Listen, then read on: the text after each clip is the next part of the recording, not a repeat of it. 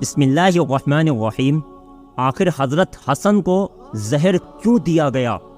دوستو، آج کی اس ویڈیو میں ہم آپ کو بتائیں گے کہ حضرت حسن رضی اللہ عنہ پر ان کی زندگی میں کیسے کیسے ظلم اٹھائے گئے، اور پھر ساری زندگی پریشان کرنے کے بعد ظالم یزید نے اپنی حکومت جمانے کے لیے حضرت حسن رضی اللہ عنہ کی بیوی ہی کو بہلا پھسلا کر ان کے ذریعے حضرت حسن کو ایسا زہر دیا کہ جس کے اثر سے ان کی آنتیں کٹ کٹ کر گرنے لگیں۔ پھر وفات کے بعد بنو امیہ کے لوگ لڑنے کے لیے کیسے تلوار لے کر نکل آئیں، اور قریب تھا کہ چھوٹے بھائی حضرت حسین رضی اللہ عنہ اپنے بھائی حسن کی قبر حضور صلی اللہ علیہ وسلم کے قدموں میں بنانے کے لیے بنو امیہ کے لوگوں سے لڑ جاتے، اور یہ لڑائی ایک جنگ میں بدل کر ہزاروں صحابہ اکرام کے پاکیزہ خون بہنے کا سبب بنتی۔ لیکن ایک صحابی نے آ کر کیسے اس معاملے کو رفع دفع کیا۔ آج کی اس ویڈیو میں ہم آپ کے سامنے ان سبھی باتوں کا خلاصہ کریں گے، اور ہزاروں کتابیں پڑھنے کے بعد اس کا نچوڑ آپ کو بتائیں گے۔ بس آپ سے ایک چھوٹی سی درخواست ہے کہ ویڈیو میں آخر تک بنے رہیں اور دیکھیں کہ کیسے ان ظالموں نے دنیا کی حکومت پانے کے لیے نواسہ رسول کا کلیجہ چیر کر اسے تڑپا تڑپا کر مار ڈالا۔ دوستو، حضرت حسن رضی اللہ عنہ کو جس دن زہر دیا گیا وہ اسلامی تاریخ کا سب سے دردناک دن تھا۔ اس کی داستان سن کر سخت سے سخت دل انسان بھی اپنے آنسو نہیں روک سکتا۔ حضرت حسن رضی اللہ عنہ کو ان کی زندگی میں کئی بار زہر دیا گیا، لیکن اللہ نے حضرت حسن کی حفاظت فرمائی۔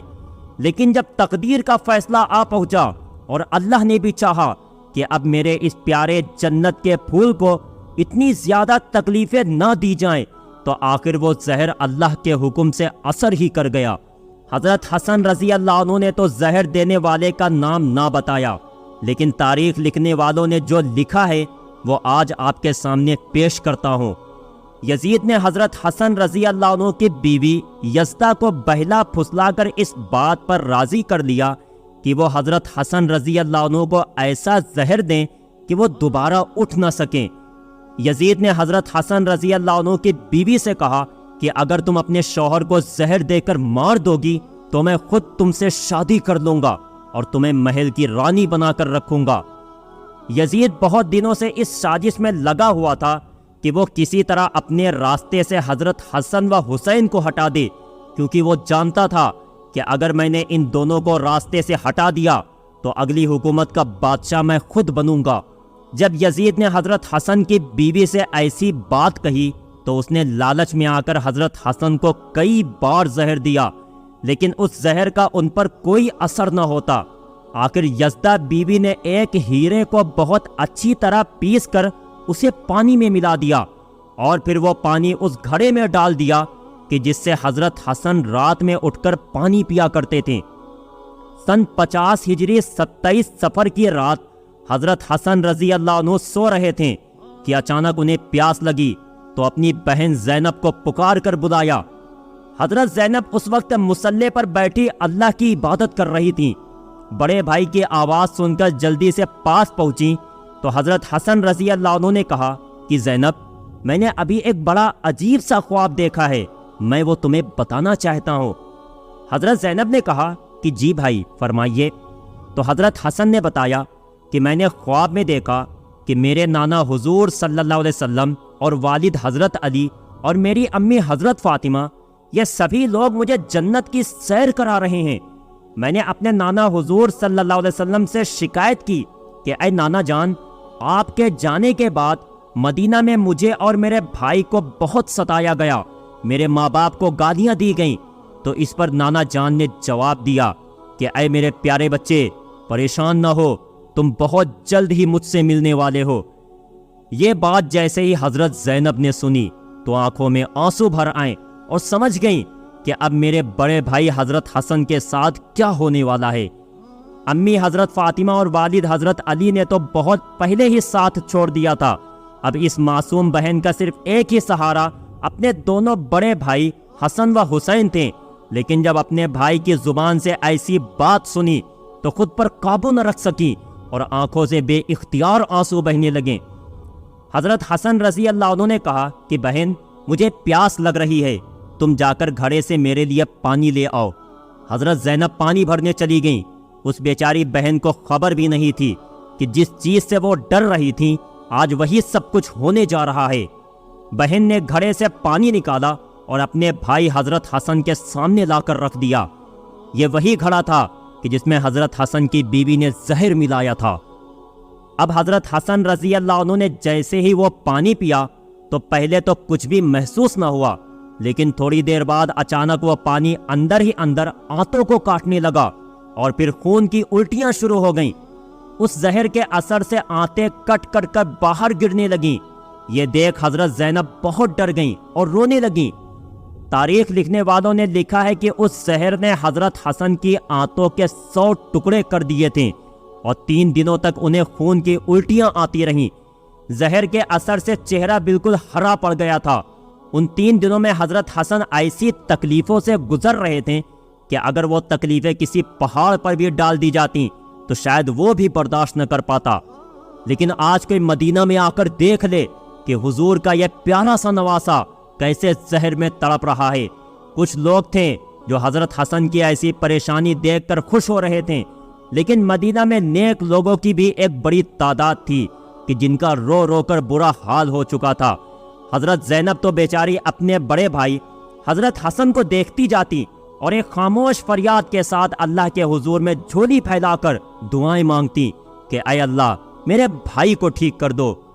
دوستو، آج مدینہ کے ایک کچے گھر میں زہر میں تڑپتا یہ انسان کوئی اور نہیں بلکہ وہ ہستی ہے کہ جسے حضور صلی اللہ علیہ وسلم اپنے کندھوں پر بٹھا کر بازاروں میں گھماتے اور لوگوں سے کہتے کہ اے لوگو، یہ دونوں بچے میری آنکھوں کی ٹھنڈک ہیں، جس نے انہیں تکلیف دی اس نے مجھے تکلیف دی۔ اے اللہ، جو بھی میرے حسن حسین سے محبت کرے آپ بھی اس سے محبت کرنا۔ لیکن آج مدینہ میں رسول کے اس نواسے کو زہر میں ایسا تڑپایا گیا کہ اس کا چہرہ ہرا پڑ گیا، آنتیں کٹ کٹ کر خون کی الٹیاں ہونے لگیں، ہر طرف کوہرام مچا تھا۔ لیکن شاید اب تقدیر کا بھی فیصلہ آ چکا تھا اور اللہ نے بھی حکم دے دیا تھا کہ اے فرشتو، جا کر میرے جنت کے پھول حسن کو میرے پاس لے آؤ۔ ان ظالم لوگوں نے میرے پیارے رسول کے بچوں کو بہت تڑپایا ہے۔ حضرت حسن رضی اللہ عنہ جانتے تھے کہ اس گھڑے میں زہر کس نے ملایا ہے، کیونکہ گھر میں باہر کا تو کوئی بندہ نہیں آ سکتا۔ لیکن حضرت حسن رضی اللہ عنہ نے کسی کو بھی اس بارے میں اپنی زبان سے کچھ نہ بتایا، یہاں تک کہ جیسے ہی ان کے چھوٹے بھائی حضرت حسین رضی اللہ عنہ کو خبر ہوئی تو وہ دوڑتے ہوئے آئیں اور کہنے لگے کہ بھائی جان، آپ صرف مجھے ایک بار اس کا نام بتا دو کہ جس نے آپ کو زہر دیا ہے۔ تو حضرت حسن رضی اللہ عنہ پوچھنے لگے کہ تم اس کے ساتھ کیا کرو گے؟ تو حضرت حسین نے جواب دیا کہ میں اسے قتل کروں گا۔ یہ سن کر حضرت حسن نے کہا کہ پھر تو میں کسی کو کچھ بھی نہیں بتاؤں گا، کیونکہ اگر زہر دینے والا وہ انسان نہ ہوا تو مرتے مرتے مجھ پر ایک بے گناہ کے قتل کا الزام آ جائے گا، اور اگر زہر دینے والا وہی انسان ہوا تو اللہ کے پاس جا کر میں خود ہی اس سے بدلہ لے لوں گا۔ 3 دنوں بعد آخر وہ دن بھی آیا کہ جب حضرت حسن رضی اللہ عنہ کو اپنی وفات بالکل قریب نظر آنے لگی تو اپنے چھوٹے بھائی حسین سے کہا کہ جاؤ اور میری نانی حضرت عائشہ سے پوچھو کہ آپ کا نواسا حسن اپنے نانا کے قدموں میں دفن ہونا چاہتا ہے، کیا آپ کی اجازت ہے؟ حضرت حسین رضی اللہ عنہ جلدی سے حضرت عائشہ کے گھر پہنچے اور کہنے لگے کہ نانی جان، میرے بڑے بھائی حسن اپنی زندگی کی آخری سانسیں لے رہے ہیں اور اپنے نانا حضور صلی اللہ علیہ وسلم کے قدموں میں دفن ہونا چاہتے ہیں، کیا آپ اس کی اجازت دیتی ہیں؟ حضرت عائشہ رضی اللہ عنہا بھی اپنے نواسے کی ایسی حالت سن کر بیٹھی رو رہی تھیں۔ حضرت حسین کی یہ بات سنتے ہی جواب دیا کہ ہاں، میری طرف سے پوری اجازت ہے۔ لیکن جب حضرت حسین رضی اللہ عنہ نے آ کر اپنے بڑے بھائی حضرت حسن کو یہ بات بتائی تو وہ کہنے لگے کہ اے حسین، مجھے ڈر ہے کہ شاید میری نانی نے میری لاج میں مجھے اجازت دے دی ہے، اس لیے جب میری وفات ہو جائے تو ایک بار پھر سے اجازت مانگنا، اگر اس وقت اجازت دے دے تو مجھے وہیں دفن کر دینا، ورنہ مسلمانوں کے قبرستان کے بیچ میری قبر بنا دینا۔ اے حسین، ایک بات کا خیال رکھنا کہ اگر نانا کے قدموں میں میری قبر بنتے وقت کچھ لوگ مخالفت کریں تو لڑائی جھگڑا مت کرنا، बल्कि ऐसी हालत में मुझे मेरी अम्मी हजरत फातिमा के बगल में ले जाकर दफन कर देना। आखिर वो वक्त भी आया कि हजरत हसन रजी अल्लाह अन्हु ने कलमा पढ़ा और जान अल्लाह के हवाले कर दी। वफात होते ही हर तरफ कोहराम मच गया। बाजारों और शहरों से लोग सिमट सिमट कर मदीना आने लगे और ऐसी भीड़ जमा हुई कि एक रावी लिखते हैं कि हजरत हसन के जनाजे में इतने लोग थे कि अगर कोई सुई भी फेंकी जाती तो शायद वो लोगों की इस बड़ी तादाद की वजह से जमीन पर ना गिरती। हजरत हसन रजी अल्लाह अन्हु को गुस्ल देकर कफन पहनाया गया और फिर जनाजा तैयार करके मस्जिद नबवी के सामने लाकर रखा गया। एक सहाबी ने आगे बढ़कर हजरत हसन रजी अल्लाह अन्हु का जनाजा पढ़ाया और फिर उसे लेकर हुजूर सल्लल्लाहु अलैहि वसल्लम के हुजरे की तरफ चल दिए। लेकिन जैसे ही मरवान के लोगों को इस बात की खबर हुई कि हजरत हसन रजी अल्लाह अन्हु को हुजूर सल्लल्लाहु अलैहि वसल्लम के कदमों में दफन किया जाएगा, तो सभी तलवारें लेकर लड़ने आ गए और कहने लगे कि जब हमारे खानदान के एक फर्द हजरत उस्मान रजी अल्लाह अन्हु को उस जगह दफन नहीं होने दिया गया तो हम हसन को भी उस जगह दफन नहीं होने देंगे। ये सुनकर छोटे भाई हजरत हुसैन रजी अल्लाह अन्हु गुस्से में आ गए और कहने लगे कि तुम लोग होते कौन हो मेरे भाई को उसके नाना के बगल में दफन होने से रोकने वाले? याद रखना, अगर तुम बीच में आए तो मैं एक एक की गर्दन उड़ा दूंगा। करीब ताकि मरवान के लोग और हजरत हुसैन रजी अल्लाह अन्हु के बीच एक जंग छिड़ जाती और मदीना फिर से सहाबा इकराम के पाकीज़ा खून से भर जाता। लेकिन उसी वक्त हजरत अबू हुरैरा रजी अल्लाह अन्हु आगे बढ़े और कहने लगे कि ऐ लोगो, तुम कैसे जालिम हो कि हुजूर सल्लल्लाहु अलैहि वसल्लम के नवासे को भी नाना के बगल में दफन नहीं होने देते। लेकिन इस बात का मरवान के लोगों पर कोई असर ना पड़ा और वो तलवारें लेकर अपनी जगह पर अड़े रहे।